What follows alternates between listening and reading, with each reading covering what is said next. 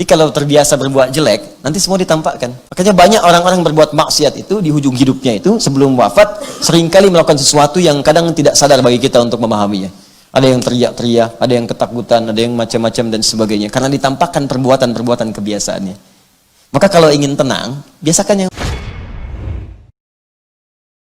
seakan-akan begini.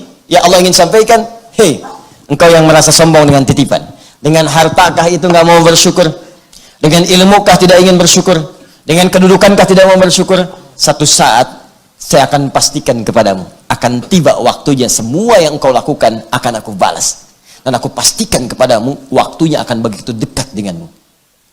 Waktunya akan begitu dekat denganmu. Begitu kematian datang, aku dekatkan semua apa yang telah kamu lakukan kepadamu. Makanya banyak amalan-amalan kita itu, maaf ya, di penghujung hidup kita saat sakaratul maut ditampakkan oleh Allah Subhanahu wa taala untuk menunjukkan kedekatan balasan itu dengan apa yang telah kita kerjakan. Jadi kalau terbiasa berbuat jelek, nanti semua ditampakkan. Makanya banyak orang-orang berbuat maksiat itu di ujung hidupnya itu sebelum wafat seringkali melakukan sesuatu yang kadang tidak sadar bagi kita untuk memahaminya.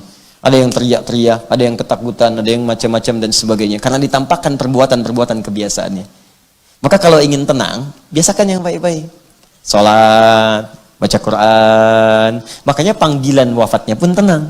Ya ayyatuhan nafsul mutmainnah. Hei jiwa yang sedang tenang. Kenapa tenang dia? Karena ditampakkan semua kemuliaan amalnya. Saat ditampakkan, itu ditampakkan surganya. Saat terbayang surga dengan keindahannya, tak sadar nyawanya sudah keluar dari tubuhnya. Ada yang dicabut sampai nggak kerasa, cabut aja. Tenang pulangnya. Makanya panggilannya, hei jiwa yang sedang tenang. Saking tenangnya, wafatnya nggak kerasa, udah meninggal aja. Ya, tiba-tiba nunduk aja. Ya, kan beda antara nunduk ngantuk dengan wafat tuh ya.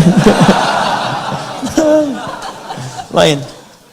Ya, dulu ada seorang yang penjaga masjid, soleh orangnya, luar biasa, masya Allah. Di satu tempat lah ya, saking solehnya itu Allah kirimkan seorang hamba dari Timur Tengah. Saya nggak perlu sebut dari negara mana. Ini nyata, bisa nyata. Saya pernah sholat di masjid dia. Datang orangnya ke daerah beliau itu dan mengatakan, saya ingin bangun masjid di sini dan Anda yang harus merawatnya. Saya sampai bengong itu, berapa detik tuh, masya Allah ini luar biasa amalan orang ini.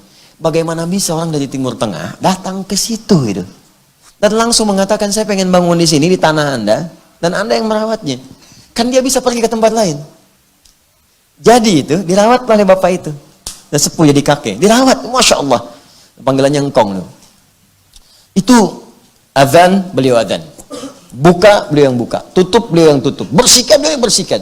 Dan hampir nggak mau dibantu. Orang mau bantu silakan, tapi beliau yang maksimalkan. Ya maksimal.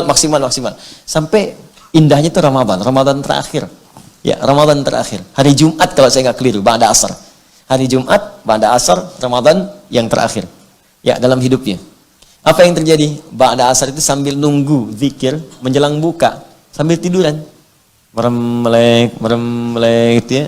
Ya, ayyatuhan nafsul mutmainnah. Allahu Akbar. Saat sedang merem-melek tiduran, datang panggilan sampai pulang.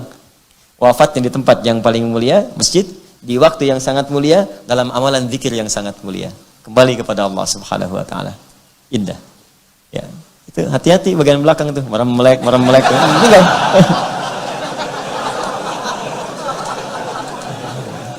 Baik. Nah, jadi saya simpulkan dulu, kalau ada titipan dalam bentuk apapun, maka rasakan bahwa semua itu punya siapa? Punya Allah. Semua itu milik siapa? Nah, milik Allah yang dititipkan kepada kita. Kita merawat. Jangan sampai milik Allah saja. Nanti pulang dari sini orang bawa motor Anda, mobil Anda. Anda bilang, woi, hati-hati motor, milik Allah, Pak. Tidak ada hukumnya di situ. Ada hukumnya. Ya, saya punya dulu ada beberapa titipan wakaf itu ya, ada kamera, ada macam-macam, dibawa sama sekelompok orang. Ya, saya katakan, itu barang wakaf. Kan wakaf itu milik umat katanya. Siapa aja boleh pakai. Waduh, kalau cara berpikirnya begitu, barang-barang di masjid habis semua gitu kan, karena milik umat. Hati-hati. Dititipkan pada kalangan kelompok tertentu untuk dikelola, makanya diminta pertanggungjawaban. Berlakulah kemudian hukum muamalah di situ. Jelas sampai sini?